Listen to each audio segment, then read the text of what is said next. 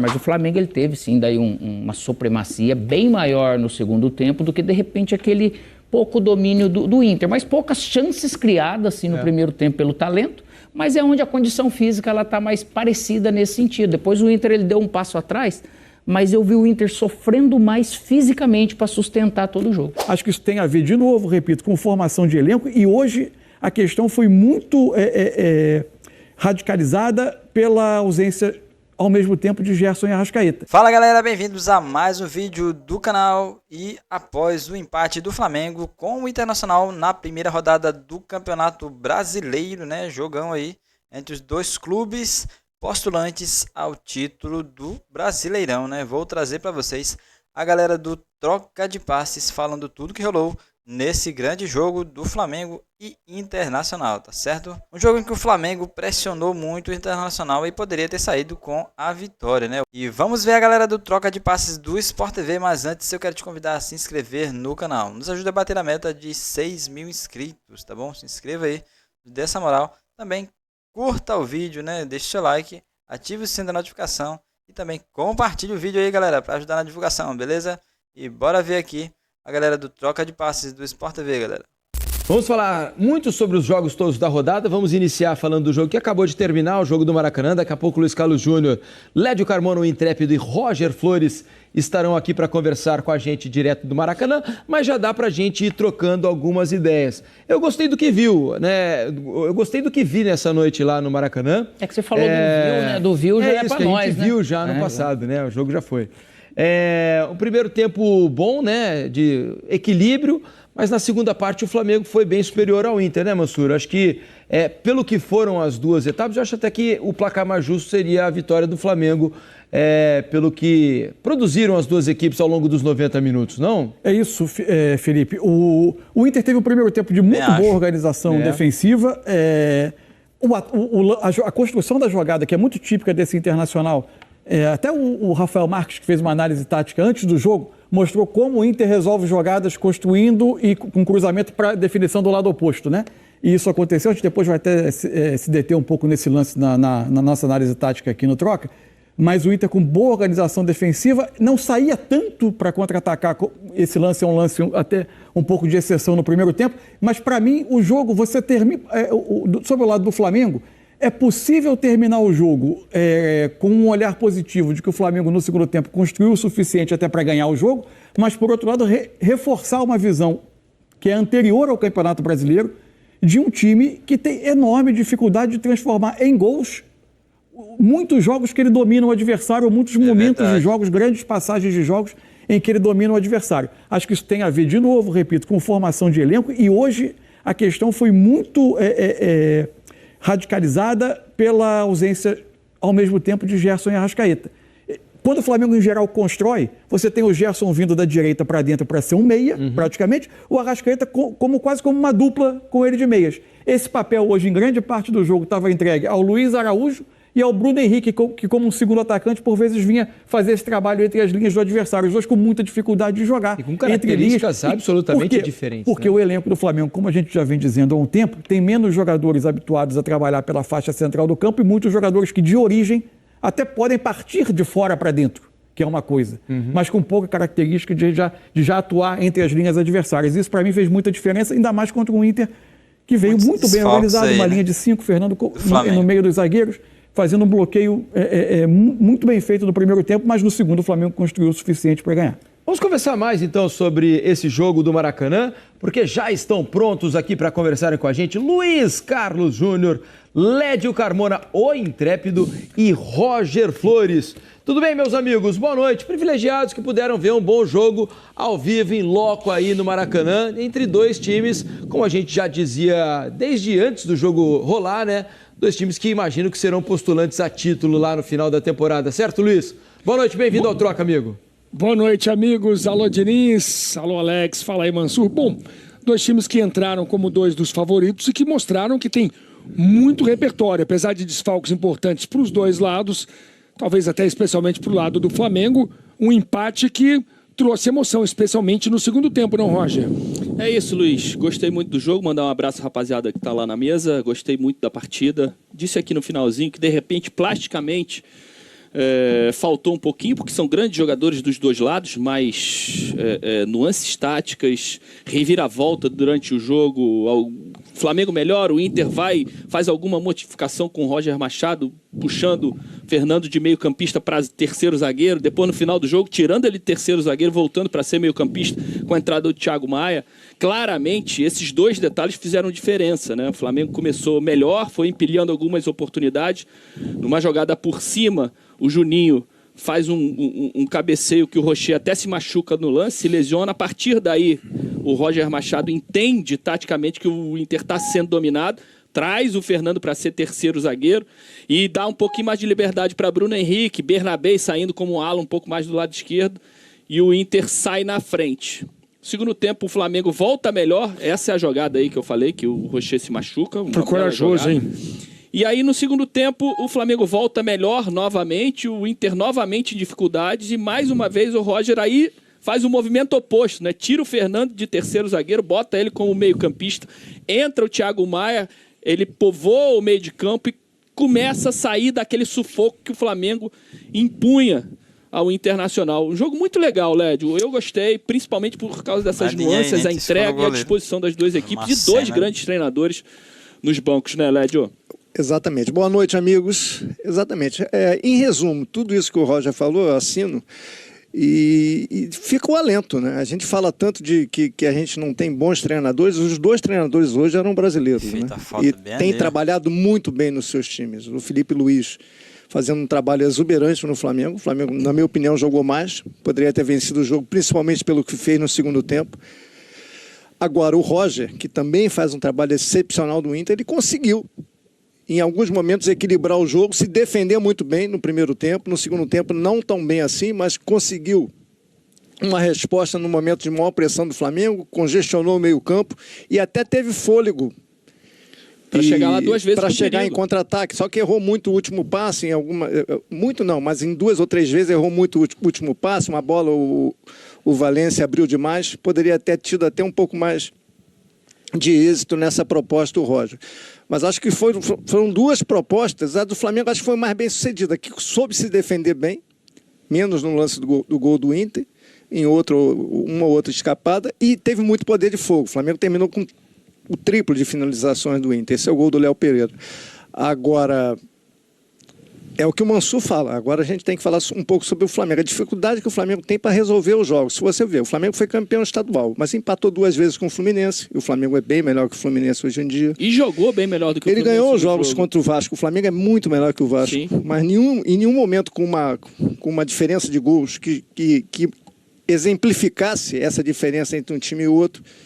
O jogo que o Flamengo ganhou com mais facilidade nos clássicos foi a final da Supercopa contra o Botafogo. Ali o Flamengo conseguiu um placar de 3-0, tomou um golzinho no final. Então ali foi o jogo que o Flamengo jogou bem, né? Mostrou. Se movimentou bem como centroavante. O Juninho jogou bem. Ele teve muito azar no jogo. Muito azar no jogo. Ele perdeu 3 bolas de cabeça e uma na trave numa movimentação inteligente dele. Não gostei muito do Bruno Henrique jogando pelo meio. Eu acho que é um desperdício. Ou ele joga como centroavante ou joga pelo lado. Naquela função entre linhas a qual o Mansur se referiu, eu acho que ele estava perdido no jogo.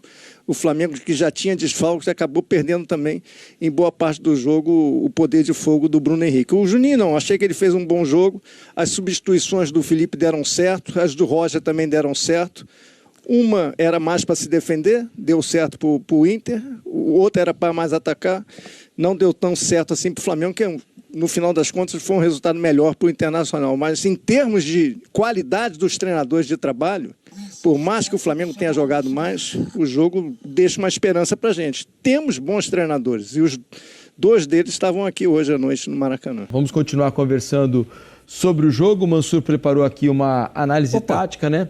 E antes da análise tática, eu queria ouvir um pouquinho sobre as coletivas, né? O que te pareceram as entrevistas de Roger Machado e Felipe Luiz, sobre o entendimento que eles tiveram do jogo dessa noite. O Roger, eu acho que ele tem o mérito das coletivas dele de esmiuçar muito detalhes táticos do jogo, do que era o plano dele. Ele não tem medo de passar informação, de dividir com as pessoas o que ele pensou para o jogo. E acho que a leitura foi bem próxima, assim, de um Inter que defensivamente no primeiro tempo conseguiu ter sucesso, Acho que ao longo de todo o jogo, se a gente pensar no Inter como... Evidente que um jogo fora de casa, contra o Flamengo, contra um outro candidato, mas eu acho que de um time que pretende disputar o título, acho que o Inter vai precisar em jogos fora produzir um pouco mais ofensivamente. Talvez tenha sido um plano para o jogo de hoje, dado o tipo de adversário que estava do outro lado, mas eu acho que a explicação do Roger deu conta do jogo. Eu até tenho uma leitura um pouco diferente, assim, eu não acho que tenha havido... Aí a leitura minha, não significa que alguém está certo, alguém está errado, são visões de jogo. Eu não acho que tenha havido uma mudança do Fernando para terceiro zagueiro no decorrer do primeiro tempo. Para mim, ele iniciou o jogo com essa função. Ele entrava entre os dois zagueiros sempre que o Inter era atacado e formava uma linha de 5, mas, enfim, isso é um detalhe. Do lado do Felipe Luiz, eu acho que ele tenta passar um discurso de tranquilidade em relação às características das opções que ele tem, mas eu acho, e daqui a pouco, quando a gente entrar na análise tática, a gente vai abordar um pouco isso. Eu acho que o Flamengo, em muitos momentos, sofre com as características dos jogadores de frente. Tanto que o Flamengo virou um time que é muito forte quando ele consegue atrair a marcação do adversário para fazer essa jogada às costas da defesa. Hoje tentou muitas vezes no primeiro tempo um jogo mais direto, com uma bola mais longa, porque é até mais adequado às características até dos jogadores. Não conseguia tanto tirar os volantes do Inter de lugar. O jogo eventualmente conseguiu algumas bolas em profundidade, mas o jogo não fluiu tanto. Acho que e a questão de finalização é uma questão, sim, que precisa preocupar, porque o Campeonato Brasileiro vai acumulando um tropeço aqui no jogo que você domina, outro tropeço ali no jogo que você também domina. Quando você vai olhar outros candidatos a título e são pontos que você pode ir deixando Palmeiras, pelo caminho, Botafogo, né? podem se ver mais distantes. Agora, não acha que o primeiro tempo, claro que é um jogo contra um adversário muito forte também e tal, apesar de um domínio e o Inter ter saído na frente, né, pelo placar de 1-0, mas foi um jogo de pouquíssimas chances de gol no primeiro tempo, né?